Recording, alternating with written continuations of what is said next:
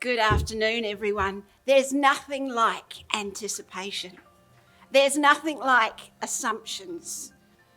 What I'd like you to do is, if you can find a spoon, please, and hold it up with the back to your face. How do you see yourself? Turn it round and look in the bowl of the spoon. How do you appear now?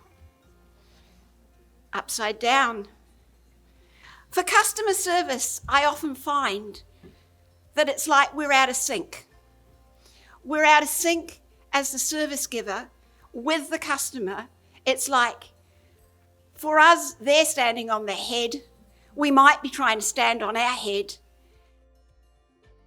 I often say to people, when you're having one of those terrible days with customers, those days when nothing seems to go right, put a spoon on your desk and just remind yourself that if you look upside down to them, it's highly likely that you're appearing the same to them as well, the vice versa. So think about the spoon. Manage expectations. How ironic is it that I stand here today to talk about customer service, and I find myself in the role of being a service giver with a group of people, all with expectations that I have no idea what they are. Think about what it is that your expectations are, because I will be honest that right here as the service giver, I'm unable to meet them all right now. And my challenge to you today is to walk out of here today with something that is a reminder, a gem of some sort, something that you may have forgotten because it may not be something new, something that you can share with your staff, or something that you can take into your home life with you. And the three things that I've got here are collaboration, connection, and communication.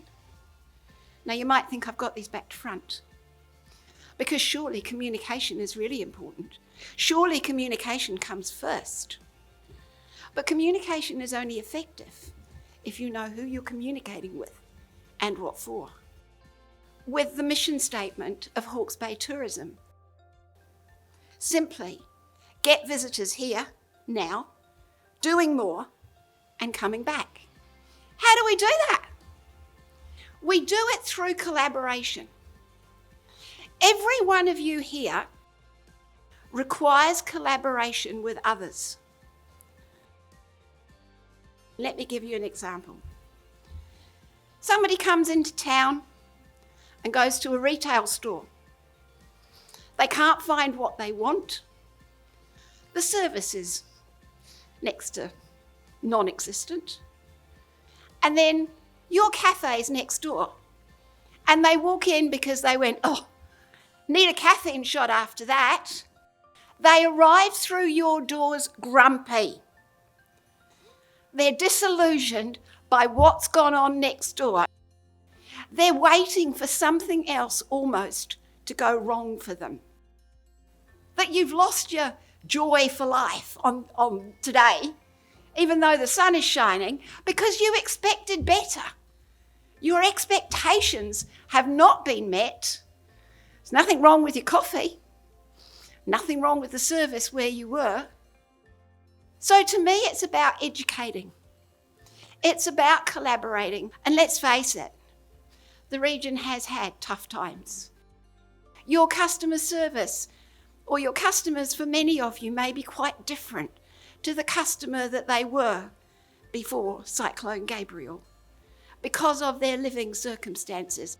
I think it's awesome that ANZ have come in here and sponsored this today, because here is an opportunity for you to think not just how you continue to do things, but how you might be able to do them differently, who you connect with and who you collaborate with.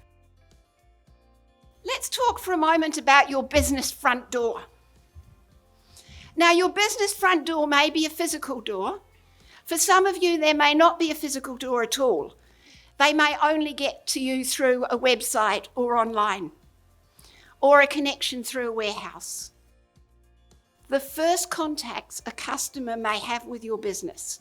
So that can be in person or online. If you've had that little mini brainstorm, how many have you come up with? The obvious ones are your physical door. The next ones are a website, if you have a website, any form of social media whatsoever. Am I right? Every customer, every person that walks inside walks out with word of mouth. And word of mouth, this isn't customer service 101 that you can read on the internet. Your employees, they're still an ambassador for your business when they no longer work for you. Visual media, advertising, anything to do with your business. Now here's another challenge. For your service givers, and I find service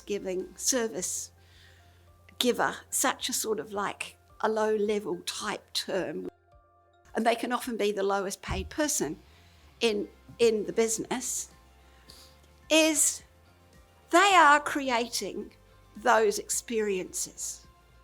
Think about this from the point of view of your front door. Let's change the terminology. They're actually stakeholder managers. You've just given me the list of your stakeholders out there. They are in the role of stakeholder management. They are managing your customer's experience. Now, an area that I work a whole lot more in these days is about mindset. We can beat ourselves up in our heads. Now think about those days when you wake up and you go, oh, 2 of my staff members are off sick and they're unlikely to be back today. I'm running short-staffed. And what you do is you crowd your thoughts with how bad your day is going to be, and you take that into your workplace. A little tip. You can take that fraction of a time, the me time, to think how good your day is going to be. To think of how you're going to meet the challenge and how good you're going to feel when that meeting is over. It says up here, your first thoughts become your day. So here's the next part. When there is an unplanned event, it could be that grumpy customer, take that moment to reframe.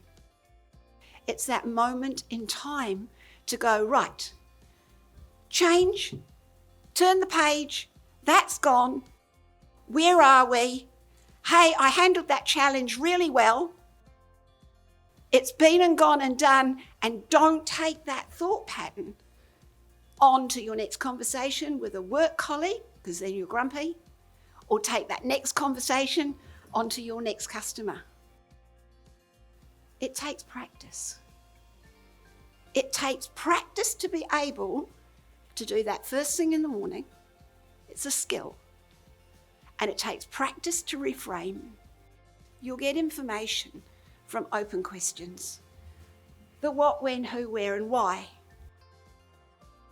Because yes, it can be challenging, but sometimes I would say it is also necessary. It's necessary, particularly when you're working with staff, as to why they want to do something the way they want to do it. They may have found a better way. It could be a speedier way. It could be more cost efficient. While we can caution the use of why, at times it is still there for a purpose. One other thing I'm going to say here, and that is the number of people who possibly go, I'm in customer service, I don't do sales. Now you don't get the sale unless you ask for it. When would you like to book for? How many would you like to make your booking for? What day suits you the best? ask and encourage everybody from the ground floor up, because Hawke's Bay needs this right now, to ask for the sale. Know your wow factor. But what I'm saying is, think about the wow factor, and it's threefold. One is, what is it that your business does that has a wow factor for some people out there? It won't be for all. Secondly, what is it that you do really, really well? When you look around your staff, somebody there is doing something extra specially well. Remind them, compliment them. Say, hey, you handled that customer really well. I don't know quite what I would have said. There's a place for everyone. And think about what it is that is your personal wow factor. And the third factor is about knowing your staff and knowing what they do well. Because it's how do you utilize those staff when you know what they do really well. What I call what their wow factor is what could you do that could become your wow in these changing times. I have some reminders. Think of yourself as you walk along a boardwalk. Think of the little gems if you clear your mind and you walk, of the little things that you might not have seen with a busy mind. And they are to manage expectations. Think about, what side of the spoon are you looking in? And is your customer looking in the same side? Think about all your front doors. Does your newest member of staff know what it says on your website? You might be training them in product knowledge. Have they looked at your website? Have they seen your brand? Have they seen the image that you're projecting? And if they don't, may I say, it is a part of your onboarding or induction that when people come to work for you in your business, they need to know what your image is out there. The 3 C's. Collaborate. Think about how you can collaborate with other businesses around you. Connect with others, those within your organisations, and those also outside in like-minded businesses. Think of connection and collaboration rather than competition. And then communicate, because you know what you're communicating and to who. Ask questions.